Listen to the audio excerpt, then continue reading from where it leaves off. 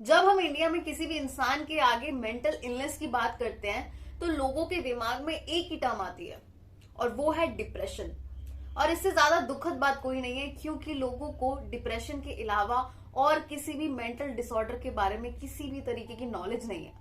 ना जाने कितने ही लोग हैं जो कितने ही अलग अलग तरीके की डिसऑर्डर से रोज गुजरते हैं और कोई भी उन्हें समझना नहीं चाहता। सोचो कितनी हॉरिबल सिचुएशन है ये। और एक बात मैं आपको बता दूं कि जो लोग सुसाइड करते हैं वो जरूरी नहीं कि डिप्रेशन की वजह से ही सुसाइड करते हैं, क्योंकि सुसाइड करने के पीछे और भी मेंटल डिसऑर्डर्स हो सकते हैं। मेंटल डिसऑर्डर्स काफी तरीके के होते हैं, जैसे कि OCD, obsessive compulsive disorder, ADHD, attention deficit hyper activity disorder, और न जाने कितने ही सारे डिसऑर्डर्स हैं जिनके बारे में लोगों को बिल्कुल भी नॉलेज नहीं है। और यही सबसे डेंजरस बात है। हेलो, मेरा नाम है Mausam and welcome back to my YouTube channel जिसका नाम है स्टोरीज विद सीजन। अगर आपको क्राइम रिलेटेड, हॉरर या फिर मिस्टीरियस स्टोरीज सुनने का शौक है तो आप बिल्कुल सही चैनल पे आए हैं। और आज की ये स्टोरी शुरू करने से पहले मैं आपसे रिक्वेस्ट करना चाहूंगी कि आप मेरे इस चैनल को सब्सक्राइब करें। इस वीडियो को एंड तक देखने के बाद लाइक करें, शेयर करें और कमेंट करना तो बिल्कुल भी ना भूलें। तो चलिए चलते हैं हमारी आज की कहानी की तरफ।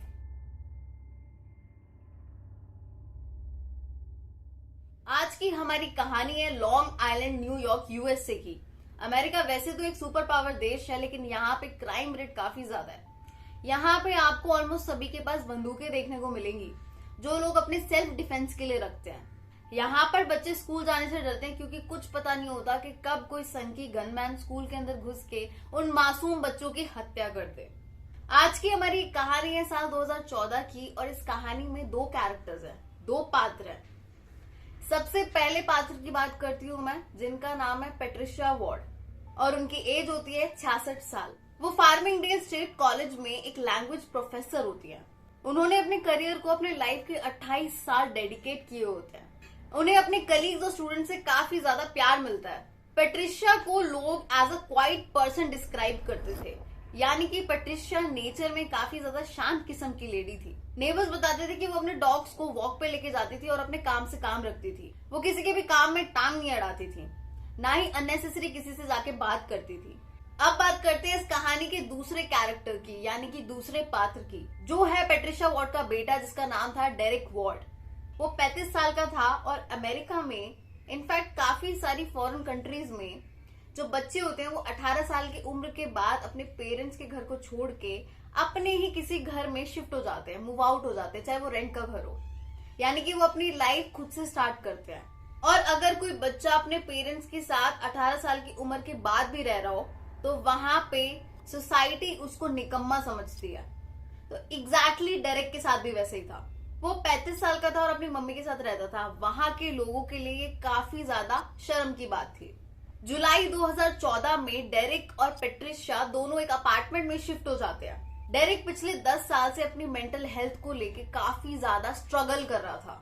डेरिक का उसकी मम्मी के साथ रहने के पीछे का एक ये भी रीजन था कि उसकी मेंटल हेल्थ काफी ज्यादा खराब थी। 2006 में उसको पुलिस ने काफी बार पकड़ा था अलग अलग माइनर क्राइम्स के लिए, और वहां की लोकल लॉ एनफोर्समेंट भी उसको अच्छे से जानती थी। यानी कि वहां की पुलिस, जो लोकल पुलिस थी, वो उसको अच्छे से जानती थी, क्योंकि एक दिन वो पकड़ा गया था इलीगल सब्सटेंस पोजेशन के जुर्म में।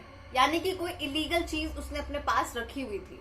साल बीतते गए और उसके इश्यूज और ज्यादा बुरे होते चले गए। यानी कि उसकी जो मेंटल हेल्थ थी वो बहुत ही ज्यादा तेजी से डिक्लाइन होने लग गई, बहुत ही ज्यादा तेजी से गिरने लग गई। 2013 में तो मैटर्स एकदम वर्स हो गए जब डेरिक के ग्रैंडफादर गुजर गए।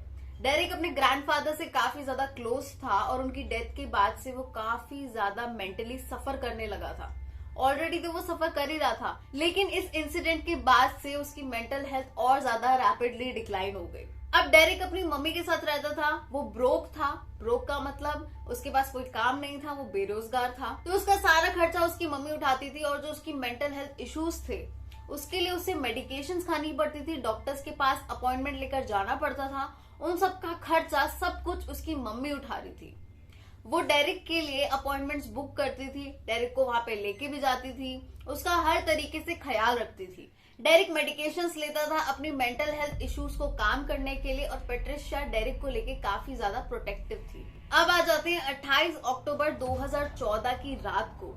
7:50 पर पैट्रिशिया और डेरिक के नेबर्स ने अपने घर की खिड़की के थ्रू एक बहुत ही ज्यादा भयानक सीन देखा। उन्होंने देखा कि डेरिक एक लाश को सड़क पे घसीटता हुआ लेके जा रहा है और उसके साथ ही साथ एक इंसान के सर को वो जोर जोर से लाते मार रहा है। क्योंकि हैलोवीन आने वाला होता है तो नेबर्स को लगता है कि ये एक प्रैंक है, लेकिन ये प्रैंक नहीं होता, ये एकदम असली चीज होती है जो नेबर्स देख रहे होते हैं। वो देखते हैं कि डेरिक कॉप्स को यानी कि उस लाश को घसीटता हुआ स्ट्रीट पे ले जाके एक जगह पे छोड़ देता है और जो हेड होता है उसके ऊपर इतनी जोर से लात मारता है, इतने गुस्से में, कि वो हेड उस शरीर से 20 फीट दूर जाके गिरता है। जिसके बाद नेबर्स पैनिक हो जाते हैं ये हॉरिफिक सीन देख के और वो तुरंत ही पुलिस को बुलाते हैं और पुलिस मौके पे पहुंच जाती है। पुलिस को स्ट्रीट पे यानी कि उस रोड पे मिलती है एक सरकटी लाश एक औरत की जो सिर्फ अपने अंडरवेयर में होती है।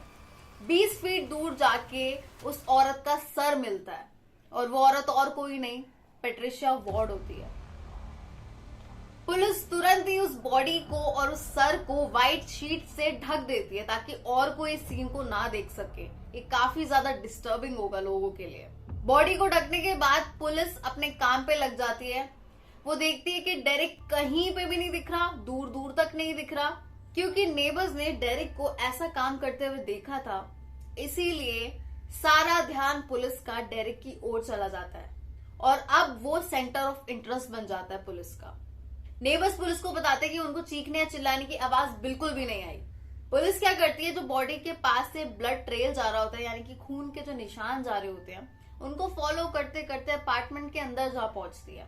अपार्टमेंट में पहुंच के पुलिस को मिलता है एक पूल ऑफ ब्लड यानी कि काफी सारा खून जो जमीन पे फैला हुआ होता है और उस खून के बगल में पड़ा हुआ मिलता है एक चाकू, जिस चाकू को यूज करके पैट्रिशिया वॉर्ड की गर्दन काटी जाती है। 30 मिनट क्राइम सीन पर होने के बाद पुलिस ऑफिसर्स को एक और कॉल रिसीव होती है। वो कॉल होती है रेलवे वर्कर्स की तरफ से और वो बताते हैं कि कोई ट्रेन की पटरियों पर कूद गया है, यानी कि किसी ने सुसाइड कर लिया है।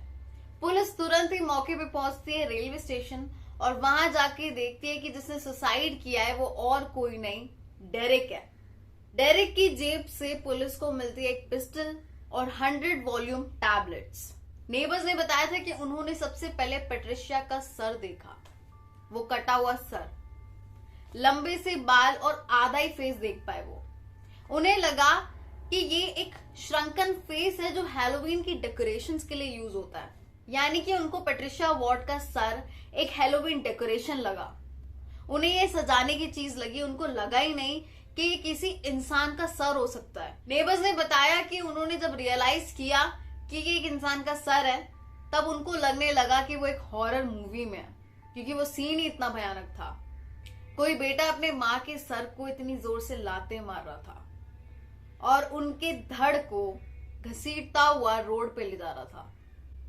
काफी दुखद सीन है ये, काफी बुरा सीन है। पैट्रिशिया वॉर्ड की ऑटोप्सी की गई और उसमें पता चला कि उनकी जो रिब्स थी वो टूटी हुई थी और बहुत सारे स्टैबिंग वुंड्स थे उनके शरीर पे, यानी कि उनके ऊपर बहुत बार चाकुओं से वार किया गया था। और जो ब्रोकन रिब्स थी वो यही इंडिकेट कर रही थी कि पैट्रिशिया वॉर्ड को बहुत बुरी तरीके से पीटा भी गया था। डेरिक को किस बात पे इतना गुस्सा आ गया कि वो अपनी मम्मी पे इस तरीके से लैश आउट हो गया, इसका रीजन एकदम अननोन है। अपनी मम्मी को मारने के बाद और उनका सर धड़ से अलग करने के बाद डेरिक थोड़ी देर तक अपार्टमेंट में बैठा रहा, उनकी बॉडी के बगल में, जिसके बाद उसने उनके शरीर को सड़क पर फेंक दिया और उनके सर को किक मारकर 20 फीट दूर पहुंचा दिया। ये सब करने के बाद डेरिक आगे चला गया और चलता चलता वो एक रेलवे स्टेशन के पास जाकर पहुंच गया जो पास ही में था।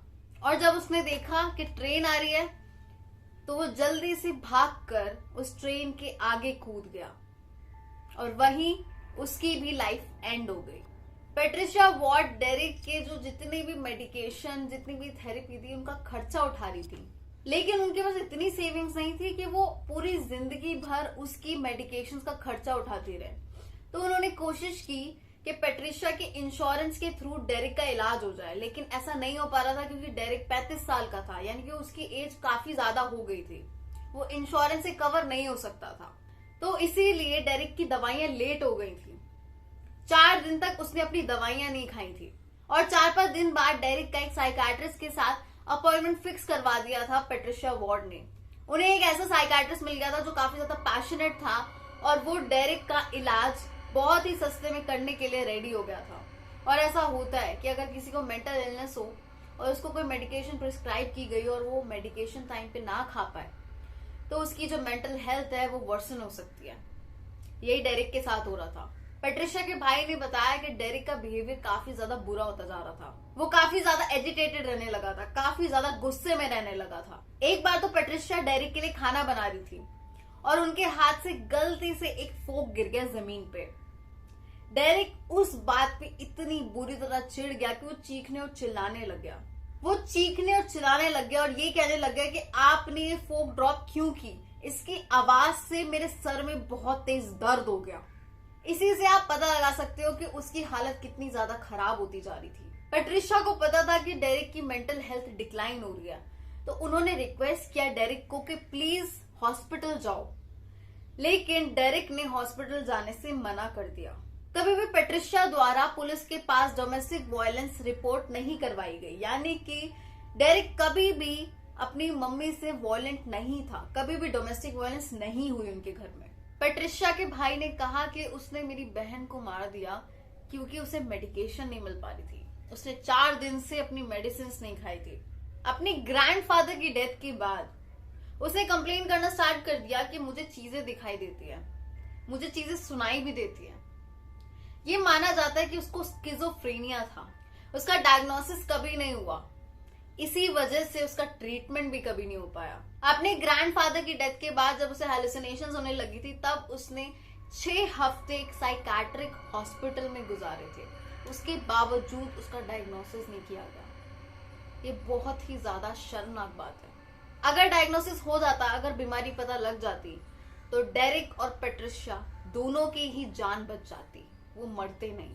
सबसे ज्यादा शॉकिंग चीज ये है कि काफी सारे ऐसे केसेस आने लग गए हैं जहां पर बच्चे अपने पेरेंट्स की जान लेने लगे हैं। बहुत सारे केसेस में बच्चे अपने पेरेंट्स को जान से मार रहे हैं और उन्हें गिल्ट भी फील नहीं हो रहा है। ऐसे काफी सारे केसेस है, ये बहुत ही ज्यादा दुख की बात है। पैट्रिशिया एक ऐसी औरत जो बहुत ही ज्यादा अच्छी थी नेचर में, अपने स्टूडेंट से प्यार करती थी, अपने कलीग्स को रिस्पेक्ट करती थी, अपने नेबर्स से अच्छे से मिलती थी।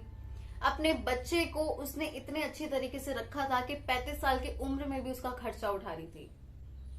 उस लेडी का एंड कितना ज्यादा बुरा हुआ, इसमें किसकी गलती है? पैट्रिशिया की तो बिल्कुल भी नहीं है, क्योंकि उसने अपने बच्चे की हेल्प करने के लिए पूरी जी जान लगा दी थी जितना उससे हो सकता था। लेकिन क्या इसमें डेरिक की भी गलती है? क्या हम उसे दोष दे सकते हैं? आपकी क्या राय है? क्या डेरिक रिस्पॉन्सिबल है इस चीज के लिए या नहीं, या दोनों ही विक्टिम है इस कहानी में? मेंटल हेल्थ जितनी नॉर्मल लगती है लोगों को, जितना उनको लगता है कि अरे डिप्रेशन ही तो है, अरे स्किज़ोफ्रेनिया ही तो है, एंजाइटी ही तो है, उतना नॉर्मल नहीं है ये चीज। हमारी कंट्री में ये चीज ज्यादा है। आप किसी को अगर बताओगे अपनी मेंटल हेल्थ के बारे में कि मैं इस चीज से जूझ रहा हूं या इस चीज से जूझ रही हूँ, लोग आपको बिल्कुल भी सीरियसली नहीं लेंगे। नेक्स्ट पल ही अगर आपके बगल में कोई ऐसा इंसान आके बैठ जाएगा जिसको कोई फिजिकल इलनेस है, उसकी बीमारी को लोग ज्यादा सीरियसली लेंगे, आपकी बीमारी को नहीं, क्योंकि आपकी बीमारी दिखाई नहीं दे रही है। और यही लोग चूक जाते हैं। जरूरी नहीं कि किसी को मेंटल हेल्थ प्रॉब्लम हो तो वो एक क्रिमिनल ही बनेगा, ऐसा बिल्कुल भी नहीं होता है। बहुत सारे ऐसे लोग हैं जो सुसाइड कर लेते हैं, खुद की लाइफ एंड कर लेते हैं, और बहुत सारे लोग ऐसे हैं जो उसके साथ जी रहे हैं अपनी इलनेसेस के साथ, उनको छुपा कर, क्योंकि दुनिया के लिए ये सब चीजें टैबू है। So that's it for today. Hopefully आपको मेरी आज की स्टोरी पसंद आई होगी। ये कहानी छोटी सी थी लेकिन काफी कुछ सिखा गई हमें। अगर कोई आपके पास आपका अपना आके बोलता है कि मुझे ये प्रॉब्लम है, तो उनको समझो, क्योंकि अगर आप नहीं समझोगे तो कोई भी नहीं समझेगा। सो अगर आपको मेरा स्टोरी सुनाने का तरीका पसंद आ रहा है तो प्लीज मेरे इस चैनल को सब्सक्राइब कीजिए, इस वीडियो को लाइक करें, शेयर करें और कमेंट करके ये बताना ना भूले कि आप आज की स्टोरी के बारे में क्या सोचते हैं। तो चलिए मिलते हैं हमारी नेक्स्ट स्टोरी में। Till then thank you so much and bye bye.